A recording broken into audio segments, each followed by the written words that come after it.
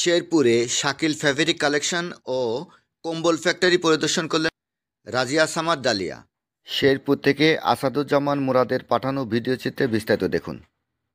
27 November বৃহস্পতিবার সন্ধ্যায় শেরপুর পৌরসভার উপকণ্ঠে কাচারিপাড়া হযরত শাহ কামালের মাজার সংলগ্ন শাকিল ফ্যাব্রিক কালেকশন ও কম্বল ফ্যাক্টরি পরিদর্শন করলেন সমাজসেবী ও মানবাধিকার কর্মী এবং শেরপুর ডায়াবেটিক্স সমিতির সভাপতি রাজিয়া সামাদ ডালিয়া। এ সময় উপস্থিত ছিলেন বিভিন্ন স্বেচ্ছাসেবী সংস্থার গণ্যমান্য ব্যক্তিবর্গ ও বিভিন্ন মিডিয়ার সাংবাদিকগণ এবং স্থানীয় ব্যবসায়ীগণ। কম্বল ফ্যাক্টরি পরিদর্শন শেষে রাজিয়া সামাদ ডালিয়া বলেন, শেরপুরে মানুষের জন্য এটা একটা বড় পাওয়া যে এখানে রেজাউল ইসলাম এর উদ্যোগে একটি কম্বল ফ্যাক্টরি হওয়ায় এলাকায় অনেক মানুষের কর্মসংস্থান হয়েছে। এটা সত্যিই আমাদের জন্য একটি গর্বের বিষয়।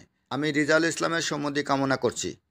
এ সময় শাকিল ফ্যাব্রিক কালেকশন ও কম্বল ফ্যাক্টরির প্রতিষ্ঠাতা মোহাম্মদ রেজাউল ইসলামের কাছে জানতে চাইলে তিনি বলেন, আমার কারখানায় উৎপাদিত কম্বলগুলো ভালো মানের এবং দামে কম হওয়ায় দেশের বিভিন্ন জেলার ব্যবসায়ীগণ অর্ডার দিয়ে পাইকারি দামে প্রতিদিন শেরপুর থেকেই এই কম্বল নিয়ে যাচ্ছে।